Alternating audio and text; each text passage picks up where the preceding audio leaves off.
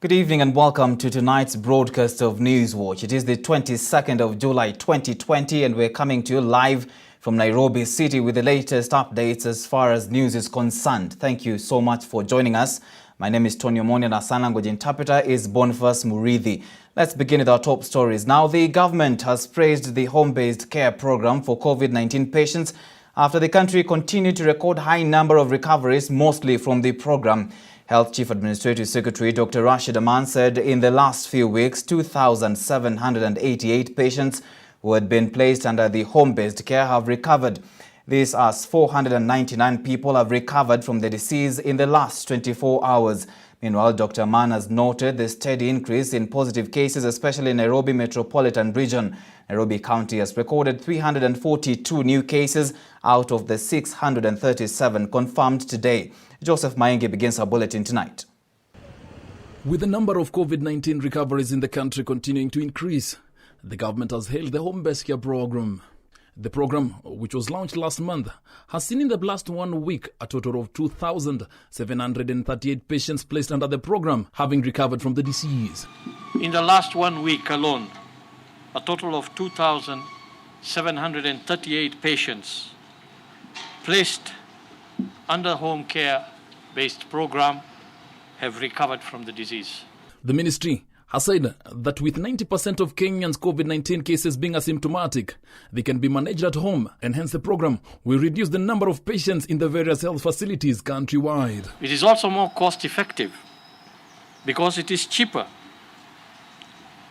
noting that 80% of the amount of money spent by a patient in a facility that cares for COVID-19 goes towards the purchase of personal protective equipment used by healthcare workers. This is a major success in the fight against the disease, a disease that has ravaged our country and put the lives of many Kenyans at risk. And as the number of COVID-19 positive cases continue to spike, the government has taken issues on the high number of cases in Nairobi County and the metropolis area counties of Kiambu, Machakos and Kajiado. In Kiambu County, for the last 1 week, the county has recorded over 274 cases as compared to Mombasa corona cases that have continued to dip. The country has today reported 637 new coronavirus cases after testing 4,275 samples within a period of 24 hours. Kenya's total caseload has now scaled up to 14,805 out of the total 254,273 samples tested since the first case was reported on March 13th this year. Meanwhile, Health Chief Administrative Secretary Dr. Rashid Aman has dismissed reports that government has barred all cabinet secretaries from traversing the country amid the surge in coronavirus cases. The clarification follows reports that President Uhuru Kenyatta has barred cabinet secretaries from touring the country as part of efforts to curb down the spread of COVID-19. With cases of leaders and members of the public flouting government directives to go into bars and pubs, the ministry has said that no bar has been licensed to operate and anyone contravening the law will have to face the dire consequences of the law. Meanwhile, President Uhuru Kenyatta has today accepted a request from the Council of Governors to reschedule the extraordinary summit that was to be held this Friday to discuss matters of the corona containment measures. The meeting will now happen on Monday next week. For Hope TV Newswatch, I'm Joseph Maenge. Moving on, the Makadara Law Courts in Nairobi has been closed indefinitely for 14 days after 2 staff members tested positive for coronavirus. Makadara Chief Magistrate Heston Nyaga, in a notice to members of the public, said the court will reopen on August 5th, a move that saw Kenyans who had arrived at the court's premises as early as 7 a.m. for various cases forced to go back. Only those who wanted to pay bond and cash bills were allowed inside the court premises. Dickens Luvanda has the story.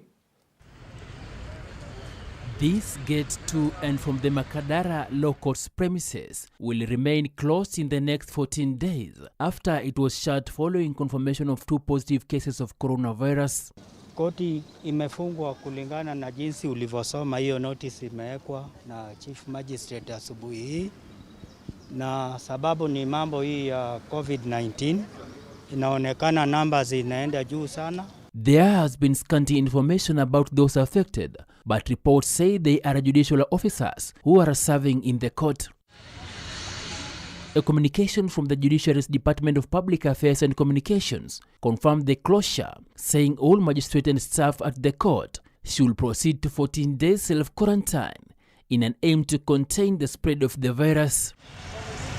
A visit at the courts in Maringo, Makadara sub-county in Nairobi confirmed that indeed COVID-19 has halted operations at the court, which serves the majority of the cases in Eastlands part of the city. A notice of closure by Chief Magistrate Heston Nyaga has been pinned at the entrance, with another notice directing that all cases listed for the affected 14 days will be mentioned on the date set out on the annex schedule. The premises is expected to undergo frequent fumigation, with the health officers carrying out frequent inspections. The closure of the court has, however, not been embraced by some of the advocates here, who have a view that the judiciary also have embraced video conferencing in conducting daily operations here in a bid to clear the backlog. This has really affected our legal practice, especially clients who have criminal cases and are currently held up at different police stations or at different remand centers. However, we do understand, but we as advocates, as an advocate, I think it could have been proper if probably Makadara law courts could embrace the online practice that is currently going on in other courts, especially, for example, Milimani as well.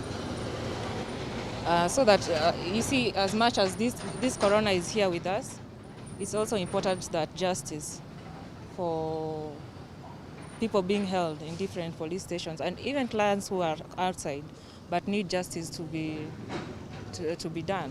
14 days is a lot, and considering that this is a very crucial court holding criminals, those who have been arrested, those who have been in custody. They would even open for us a way to review even the terms of the bails and bonds for the people who are in custody. On June 19th, 11 staff members at the Mombasa law courts tested positive for COVID-19, forcing the facility to be closed indefinitely. The court later reopened on July 6th, with the judiciary saying there were no severe cases in the court, as all the victims were asymptomatic. The COVID-19 pandemic has penetrated into the courts, affecting operations, with the Makadara law courts in Nairobi being the latest victim. Dickens Luvanda, Hope TV Newswatch at the Makadara law courts in Nairobi County. Now, concerns have been raised on why men are leading in COVID-19 cases, as of course seen in the daily briefings by the Ministry of Health. Even as scientists strive to unravel the mystery, Kenyans think that manly behaviors have guided the trend. Our reporter Mark Hongondo visited some of the bus stations to observe how men are behaving out there. Take a look. That ensure that social distancing, fumigation of your working places, masks are used at all times. The idea of people sitting, waiting inside your premises, sitting together very closely, waiting for their service, that is just a problem. The coronavirus crisis has placed many things under unforgiving spotlight, including economic inequality, the vulnerabilities of healthcare systems, and countries' approach into fighting the pandemic. Why Kenyan men are leading in COVID-19 cases in the country is a question that has left the Ministry of Health officials scratching their heads daily, working around the clock to establish the reason behind this.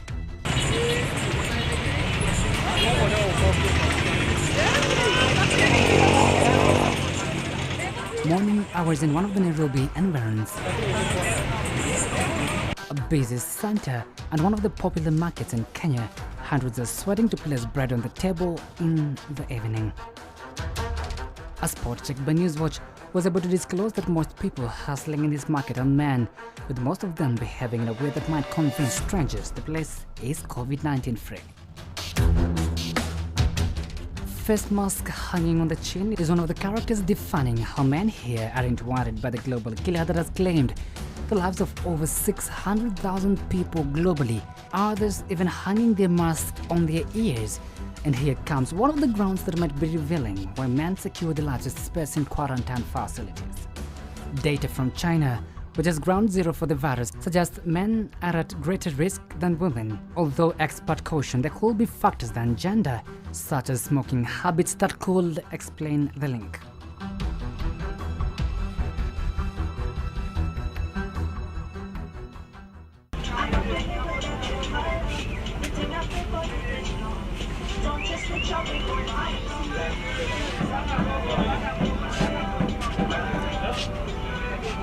This is one of the many buses heading to Nairobi's CBD. I was so curious to establish the behavior of the passengers on the tout in relation to COVID-19 protocols. According to my observation, 4 out of every 10 men who boarded the commuter bus wore their face masks properly, probably trying to answer why more men have the virus in the country as compared to women.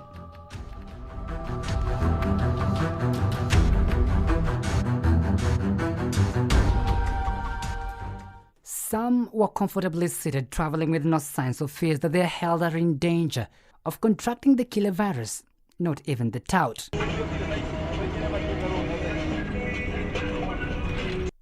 Nairobi County has remained to be one of the most affected counties in the country. The county has registered over 7,744 cases. Out of Kenya's 47 counties, only Baringo, West Pokot and Samburu counties have not recorded any cases of COVID-19. Coronavirus spreads when an infected person coughs or sneezes small droplets packed with the viruses into the air. This explaining how careful people should be, but many are still very ignorant.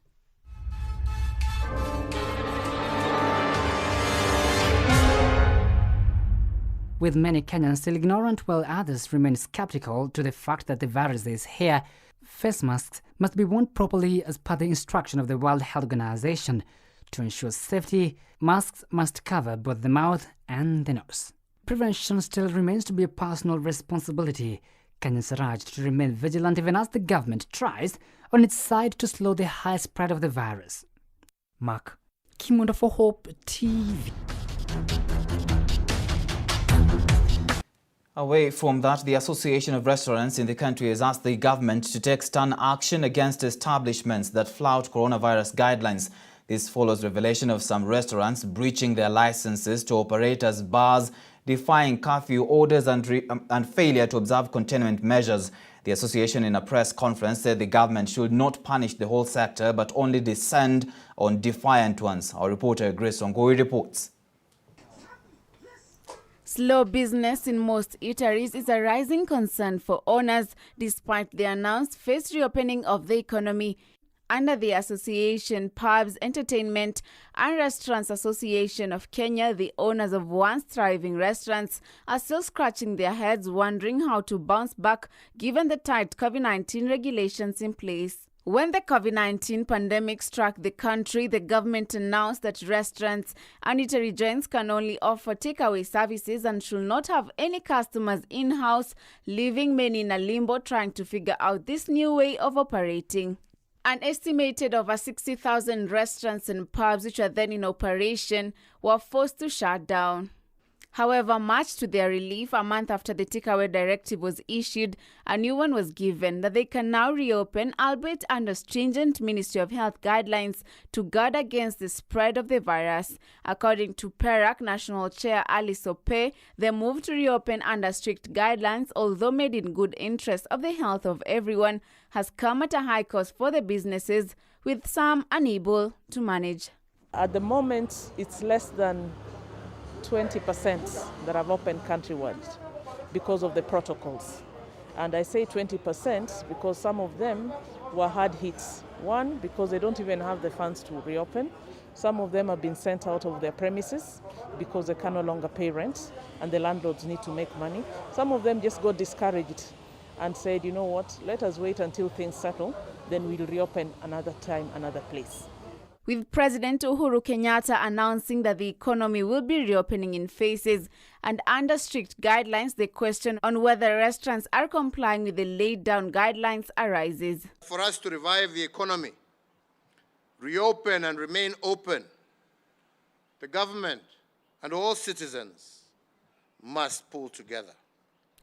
Health Cabinet Secretary Mutahi Kagwe has in several occasions called out Kenyans for reverting to their pre-COVID-19 ways, terming it a ticking time bomb that should not be taken lightly.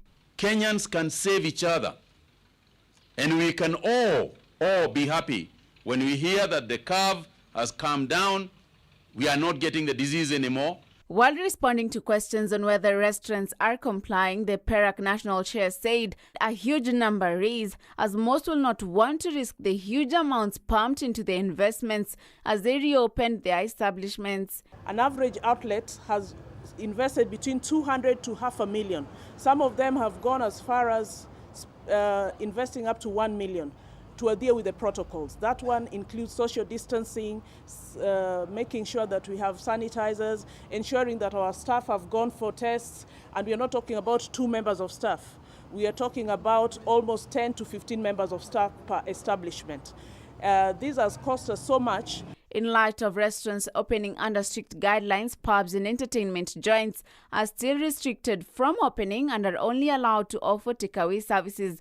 However, some have been reported to be operating and selling the prohibited substances for sit-down clients, others masquerading as hotels. We had an online meeting, we engaged the board, we engaged the members, we told them these are the conditions, and we also were very clear.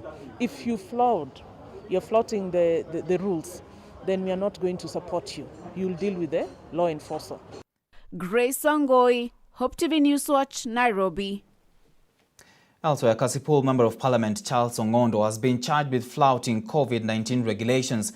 The MP, who was arraigned earlier Wednesday, pleaded guilty to the charges and was released after paying 15,000 shillings fine. Elsewhere, the Children's Court has dismissed an application by a woman who was seeking child support from Chief Justice David Maraga. According to Maraga's lawyer, the case was not filed properly. Alice Dana compiled the 2 reports. Just a day after Nairobi Senator Johnson Sakaja was fined for flouting COVID-19 rules, Kasipul MP Charles Hongondo was on Wednesday arraigned in court over a similar charge. The lawmaker was arrested on Tuesday night at the Chief's camp in Oyugi town, where he was distributing sanitizers to the locals. Police say that the group was not observing social distancing rules and other health regulations issued to prevent the spread of the deadly coronavirus disease. Appearing before Senior Resident Magistrate Celesa Okero at the Oyugi's law courts, Hongondo pleaded guilty to the accusations and was fined 15,000 shillings. Agree in totality with the ruling or submission by the magistrate that despite some violation, I was also handing over administrative office for Assistant Chief in Sino, administrative block built under the oversight and patronage of Omondi, MP for Kasipul. For the public consumption, it is a challenge keeping distance. Even when I entered the court, people had to be arranged. Even if you go to court area, we still say we need observation of 1 meter requirement. On Tuesday, Nairobi Senator Johnson Sakaja was also fined 15,000 shillings after pleading guilty to breaking curfew regulations. Elsewhere, the Children's Court has thrown out a case filed by a woman, Mary Kwamboka, against Chief Justice David Maraga, claiming he had neglected her child. According to Maraga's lawyer Dunstan Omari, the case had not been filed properly in court by the accuser. Letters of schools where the child is alleged to be going are a forgery, and the pleadings themselves, by virtue that they have not been paid for and the complainant coming to court to be heard, is a clear manifestation that this was a stage-managed play to disparage, to frustrate, to annoy, to ridicule, and to bring to the disrespect the office of the Chief Justice of this country. The 30-year-old woman had caused drama at the Milimani Law Courts late last month while claiming that she had been barred from filing a suit against the Chief Justice for child upkeep. She wanted the court to compel the CJ to be giving her a monthly support of 161,600 shillings to cater for the child's entertainment, medical expenses, food, clothes, house rent, school fees, and a house help. But in a swift rejoinder, Maraga's lawyers dismissed her suit as part of a smear campaign against him by the deep state. Reporting for Hope TV Newswatch, I'm Alice Diana. All right, we now want to take a short commercial break on Newswatch. We'll be back with more. To stay with us.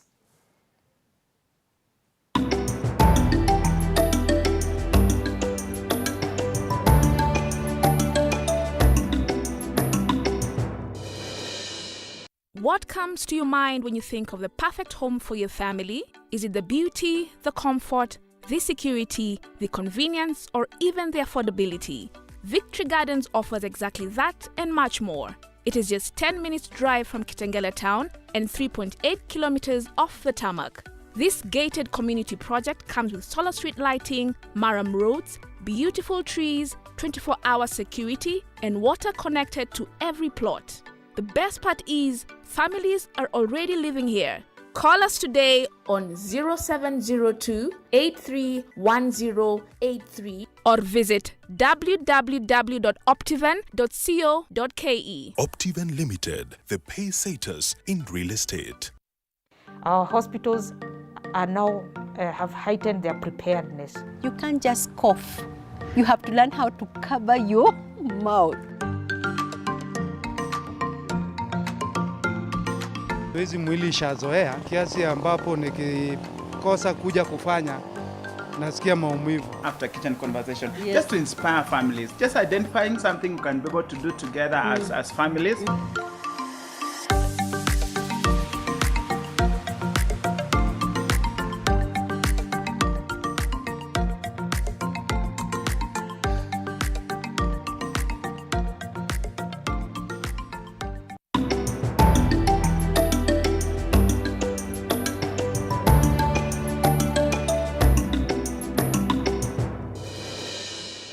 Welcome back to the broadcast. You're watching Hope TV Newswatch. Now, over 75 Kenya Revenue Authority officers who were arrested last year in May over bribery and tax evasion allegations now want the court to terminate the case against them.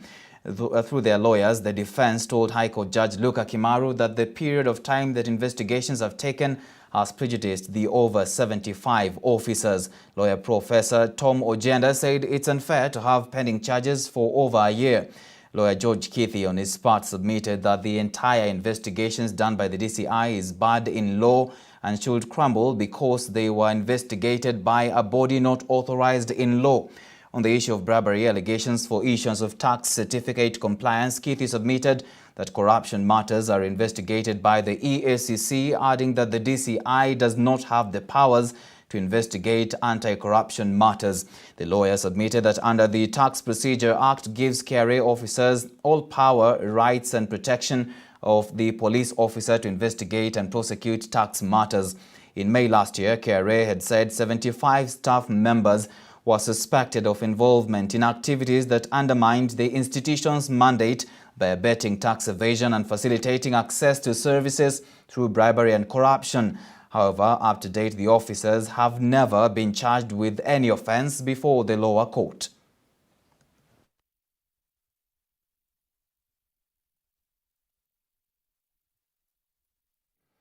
Moving on, First Lady Margaret Kenyatta has thanked the Chinese First Lady Professor Peng Liyuan for donating medical supplies to assist in Kenya's fight against COVID-19. The donation is part of the Chinese government's consignment of COVID-19 medical supplies delivered to African countries to help in slowing down the spread of the virus through the Organization of African First Ladies for Development, OFLAD, which Kenya's First Lady Margaret Kenyatta is a member. The First Lady said the donation will go a long way in supporting her efforts in safeguarding women, children, the elderly, and other vulnerable groups from the disease. The donation we have received today will be used to support Beyond Zero's work with healthcare workers as they deliver services in their communities to protect women, children, and the elderly during the COVID-19 pandemic season. This gift is a demonstration of China's friendship to Kenya and collaboration through Organization of African First Ladies for Development, or AFLAD, The partnership and collaboration between OAFLAD and the Chinese government in areas that concerns our continent extends beyond today. We believe that through Beyond Zero, the donated medical supply will play a positive role in helping Kenyan women, children, adolescents, and other vulnerable groups to better tide over the pandemic. The donation not only reflects Madame Pong's care on health and development of Kenya women and children during the pandemic, but also a vivid portrayal of the friendship between China and Kenya. Over 300 ICT and engineering interns who have been on a 12-month job training under the Presidential Digitalline program have graduated via video conferencing. Information, Communication and Technology Cabinet Secretary Joe Musheru said the program is now in its 4th year of implementation, and so far 1,300 Digitalines have graduated from the program since 2015. In a speech read on his behalf by the ICT CAS Maureen Mbaka, Musheru said the graduation comes at an opportune time when the country is battling the pandemic and will need the input of the graduates. The 5th cohort of interns received hands-on training in software development, system security, networks and infrastructure, with a focus on equipping them with digital skills and values. Coming from the ICT sector, I would also like to acknowledge the engineers, the ICT people all over this country who are making it possible for us to interact, to talk, to share over video conferencing, to continue buying and selling and communicating with our friends and business associates all over the world. The focus is to develop and sustain high-end ICT talent by bridging the skill gaps between industry requirements and the capabilities of the local workforce. It therefore prepares, positions, and transitions interns to the world of work. I'd also like to acknowledge the health workers who are taking care of us. Today I read that more than 500 of them have been infected with COVID, and that is because they have given their own lives to make sure that we are kept healthy and safe, and we acknowledge their contribution. It's gearing to be used by the And the Council of Governors, through Chairman Wycliffe Oparanya, is tomorrow expected to issue this year's State of Devolution Address from around 11 a.m. The State of Devolution Address 2020 will highlight the achievements, challenges, as well as the opportunities under the devolved system of government for the financial year 2019-2020. Ahead of the address, counties are staring at a major development meltdown after the National Treasury failed to release 33 billion shillings allocation to the devolved units for the concluded financial year. Ever since COVID-19 was reported in the country, the COG has been giving regular updates highlighting on how county governments are working to contain the virus that has been a major threat to development.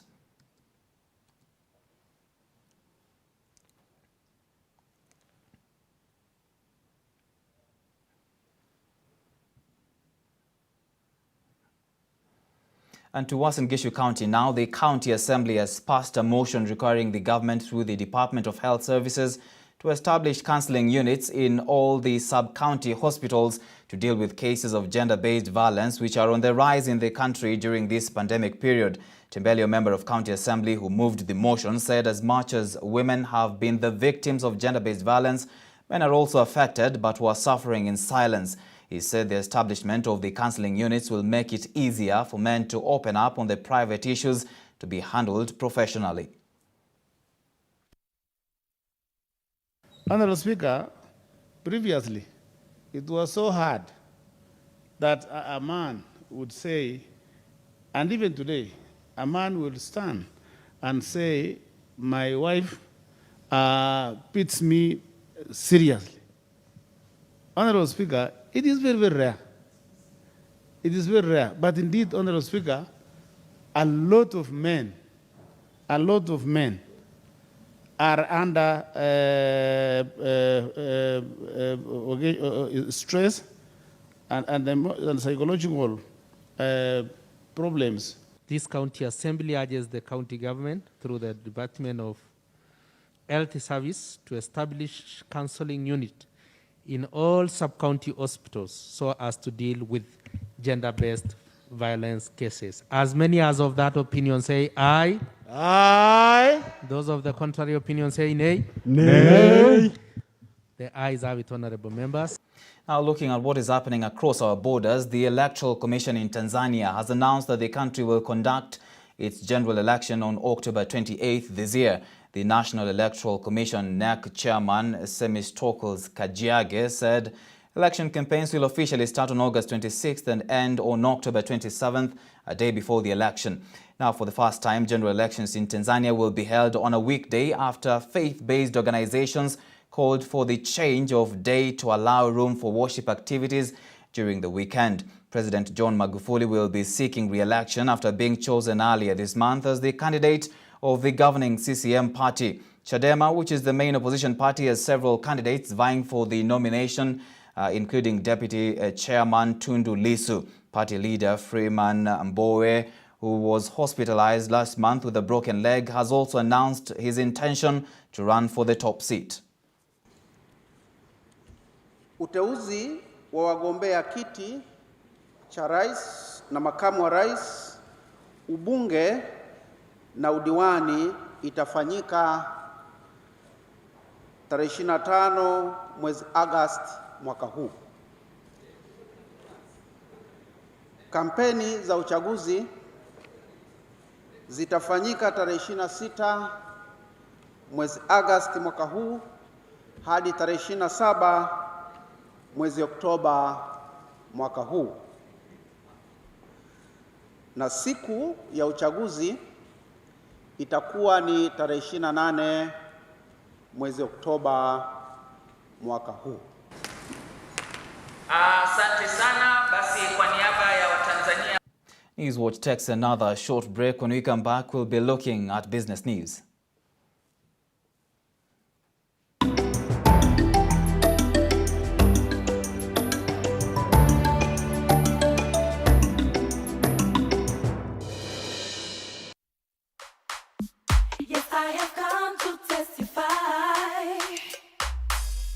I will stand up before the congregation and testify of the wonderful things you have done. I was on my knees, and that day, that is one thing that amazed me. For sure, God never lies. Thank God, because it's only God's blessings that addeth no sorrow. Mimi naogopa dhambi. On Testify, we bring to you real encounters with Christ, breathtaking experiences, and life-transforming testimonies. We testify. Nikamwambia Mungu, kumbuka nimekuwa katika njia zako. Kama kuna wakati wa kuniokoa ni huu. Ni heri ni uwawe, nizikwe na hawa tulizaliwa na wao. Oh, najua waluya. My husband did everything for me. For 4 years, I used to cry and pray to God because Faulu kiwa na Mungu. Join me this and every Thursday at 8 p.m. on the program where our faith in Christ keeps growing. Right here at Hope TV, where you look and live. Life is not the same again. We testify.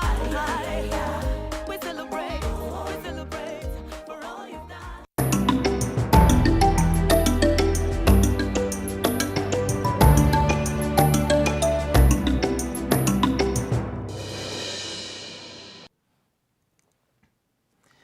Welcome back. Now, the I&M Bank Foundation and the Kenya Community Development KCDF have signed a partnership on environmental conservation. The partnership will look to inculcate the culture and practice of environmental awareness and conservation amongst children and youths in 172 learning institutions in 4 sub-counties in Narok and Kilifi counties. The 3-year conservation program endeavors to help counter the current environmental degradation and effects of climate change by restoring the environment through tree planting, adoption of clean energy, including use of energy-saving GECOs, solar for lighting, and sustainable waste management, which includes investment in waste collection points and use of biogas while nurturing a generation of future environmentalists.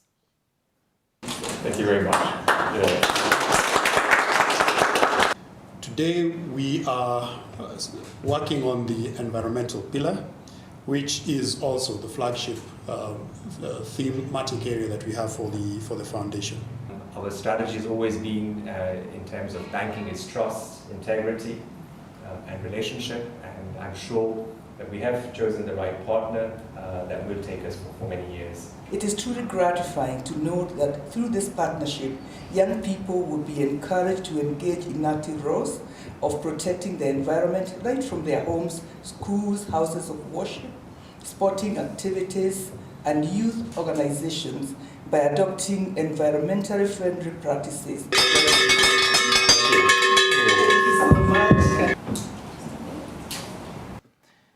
The government has instituted safety measures to ensure staff and members of the public seeking services in Huduma centers countrywide are protected from contracting COVID-19. Huduma Kenya Secretariat Chief Executive Officer James Buyekane said the outbreak of the pandemic has disrupted normal lives and the government must ensure that its people are protected. He said critical activities across all Huduma centers across the country will resume after all precautions were put in place.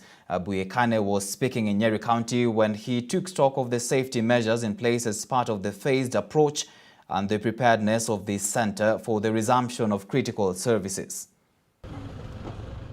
We have embarked on a journey on what we are calling the safe resumption of services at Huduma Center.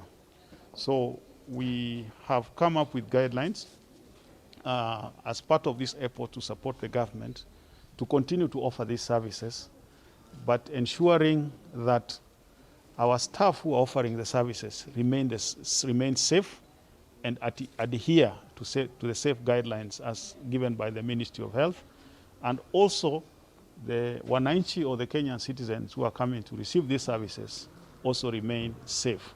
So among the services that we have implemented, first of all, is to ensure social distancing. As you can be able to see, the wananchi are social distancing outside, they sit outside. So the center is only able to take in a few number of the citizens that can be able to be attended inside the Huduma Center. This is for purposes of allowing social distancing within the center itself. Number two, even as they come in, they are supposed to wash their hands using water and soap. And today, we are donating 2 hand washing basins towards this effort to support this center in terms of the hand washing and sanitization. We are also donating about a jerrycan of 20 liters of sanitizers to the center. So the wananchi wash their hands, as you can be able to see, and then they sanitize, and then their temperature is taken through. They go through the security checks, and then they enter the center, where again we have marked clearly on the chairs where they can sit, allowing the 1.5 meter distancing, and also a distance from the staff who are offering the service to these particular customers. The 14-Lake Region Economic Bloc governors led by Kakamega Governor Wycliffe Oparanya have held a meeting and agreed to push for the implementation of the Sugar Task Force report. Addressing the press while giving out the resolutions, Kisumu Governor Professor Peter Anyang' Nyong'o emphasized on the need by government to hold open, consultative and participatory meetings with all stakeholders to help revive the sugar industry in the region and boost its economy. Today, I am privileged to host my colleagues from Western Region for a meeting to discuss development issues. Governors from this region are committed to working together to spur economic growth under Lake Region Economic Bloc. We will also discuss ways of pulling resources together to help fight the spread of COVID-19.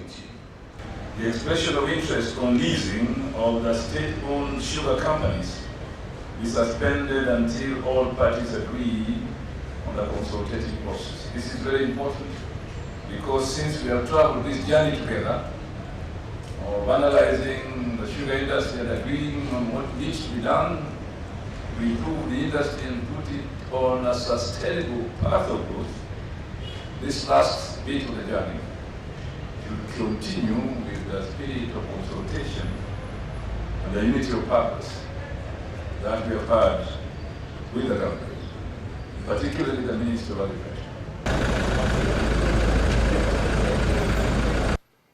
Right, that story brings us to the end of this live broadcast tonight. Thank you so much for staying with us. I'll see you again tomorrow, same time. Remember to stay safe and protect the person next to you by observing all the necessary guidelines to contain this pandemic. My name is Tonny Omondi. A sign language interpreter has been Boniface Murithi. Have a good night.